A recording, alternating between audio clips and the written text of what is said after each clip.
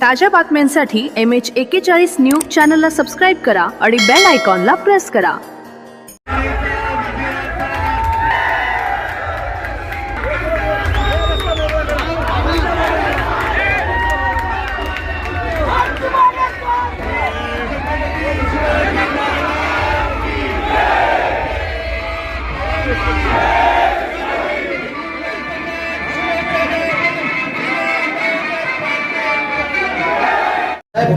काय म्हणाल तुमच्या मनाप्रमाणे महापालिकेत जे तुम्हाला अपेक्षित होतं तसंही घडलंय, काय म्हणाल? आपण बघितलं असेल मालेगाव महानगरपालिकेच्या निवडणुकीमध्ये मी पहिल्या दिवसापासून सांगतोय की इथे जी काही राजकीय सामाजिक परिस्थिती आहे ते पाहता प्रामुख्याने 20 जागेंवर गेल्या अनेक वर्षांची परंपरा आहे, निवडणुका लढवल्या जातात. या 20 जागेंच्या पैकी 18 जागेवर शिवसेनेचे धनुष्यबाणाचे माननीय एकनाथजी शिंदे साहेबांचे उमेदवार नगरसेवक म्हणून जनता जनार्दनाच्या आशीर्वादाने निवडून आले. मी तमाम जनतेचं, शिवसैनिकांचं आभार व्यक्त करतो, त्यांचं अभिनंदन करतो. मला वाटतं की हा जो विश्वास त्यांनी शिवसेनेवर टाकला, गेल्या अनेक वर्षांचं त्यांना असलेला विश्वासावर त्यांनी हे मतदान केलेलं आहे.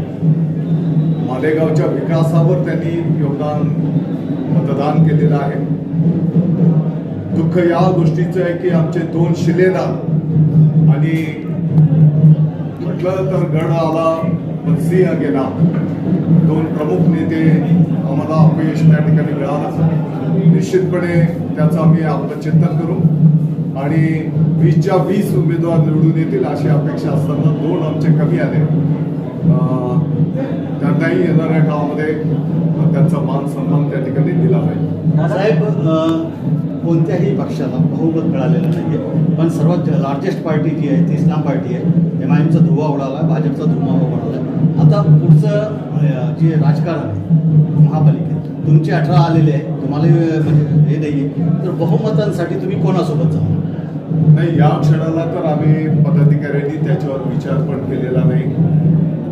आपण सगळे पाहतो की कोणत्या नाशिक महानगरपालिकेचे काय निकाल येत आहेत, धुळे महानगरपालिकेचे काय निकाल येत आहेत, मालेगावचे काय निकाल येत आहेत, या सर्व गोष्टींवरच आम्ही पदाधिकारी बसलेलो होतो. मला वाटतं की आता बसल्याच्या नंतर, कारण अद्याप काही निकाल येणं बाकी आहे, ते सर्व निकाल आल्याच्या नंतर पुढचं मार्गक्रमण दिशा काय असेल या संदर्भात आम्ही स्थानिक नेते मंडळी बसून चर्चा करू आणि वरिष्ठांचं मार्गदर्शन घेऊन मग पुढची दिशा ठरवू. मुंबई महापालिकेमध्ये महायुती सत्ता येताना दिसत आहे. आपल्या बयान कुठेतरी कमी पडेल. मला वाटतं की मी पहिल्या दिवसापासून आपल्याला सांगत होतो, युती शासनाच्या माध्यमातून माननीय मुख्यमंत्री महोदय, माननीय उपमुख्यमंत्री महोदय असतील, त्यांनी केलेला मुंबईचा सर्वांगीण विकास, मराठी माणसाच्या हिताच्या अनेक केलेल्या योजना आणि त्या अनुषंगानेच जनता जनार्दन हा नऊ त्या ठिकाणी देताना दिसत आहे. आणि याचं संपूर्ण क्रेडिट माननीय मुख्यमंत्री महोदय, माननीय उपमुख्यमंत्री महोदय, शिवसेना आणि भारतीय जनता पक्षाला त्या ठिकाणी आहे. पण सर, पुन्हा मालेगाववर येऊ आपण. शेवटी तुम्हाला कोणासोबत तर जावंच लागणार आहे, म्हणजे किंग मेकर तुम्ही आहेच, ही तर भूमिका तुम्हाला बजावावीच लागणार आहे. मी आपल्याला सांगितलं की आता आम्ही सर्व स्थानिक पदाधिकारी बसू, नेमकी काय आकडेवारी आहे, स्थानिक नेत्यांचं काय मनोगत आहे, आपल्या पदाधिकाऱ्यांचं काय मनोगत आहे, नगरसेवकांचं काय मनोगत आहे आणि त्याचा गोषवारा आम्ही आमच्या वरिष्ठांच्या कानावर घालू.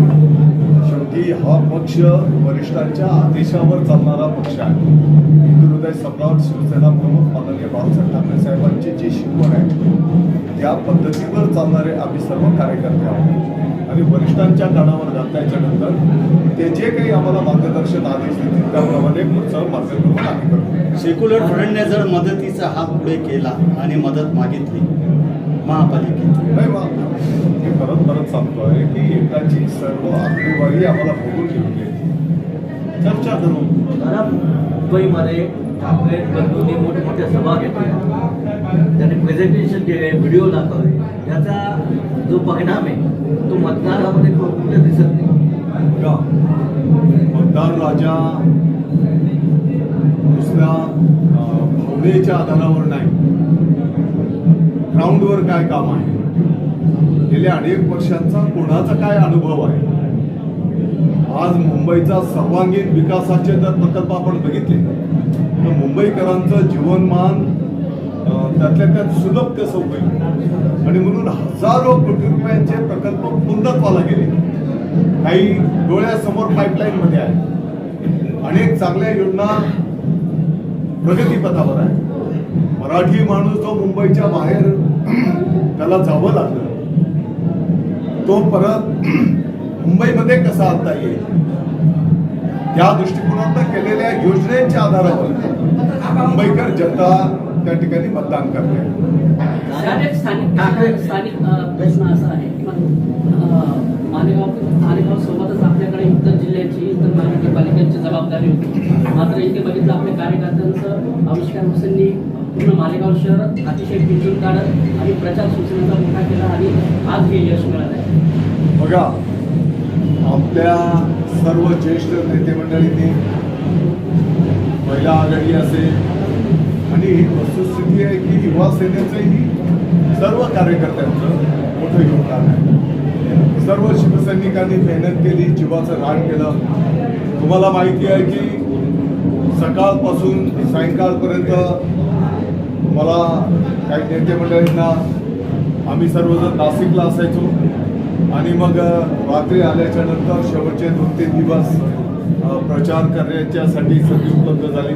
अर्थात मालेगावकर जनता आणि आपण सर्व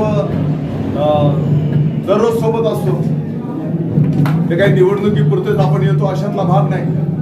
नाही, पण कार्यकर्त्यांची खंत आहे ना, का ज्या माणसाला क्रेडिट मिळायला पाहिजे, ज्या माणसं तुम्ही तर पाठीशी होतेच, पण ज्यांनी सर्व हे घडून आणलं, युवा सेनेला जागा केलं आणि एवढा मोठा यश मिळवलं, त्यांना क्रेडिट का? सर्वांचं क्रेडिट आहे ना. हे क्रेडिट मतदार राजाचं आहे. दादा, नाशिकमध्ये भाजप आणि आपण एकमेकांच्या विरोधात लढलो, आता निकालानंतर एकत्र येण्याची शक्यता? त्याचंही आकडेवारी फायनल झाल्याच्या नंतर मला वाटतं की माननीय उपमुख्यमंत्री महोदय, शिवसेनेचे मुख्य नेते माननीय एकनाथजी शिंदे साहेब जो आदेश देतील त्याचं पालन आम्ही करतो. ठाकरे बंधूंना काय सल्ला देतो? नाही, मी कोणाला सल्ला देणारा एवढा मोठा नाहीये. आम्ही आमचं काम करतो. ओके.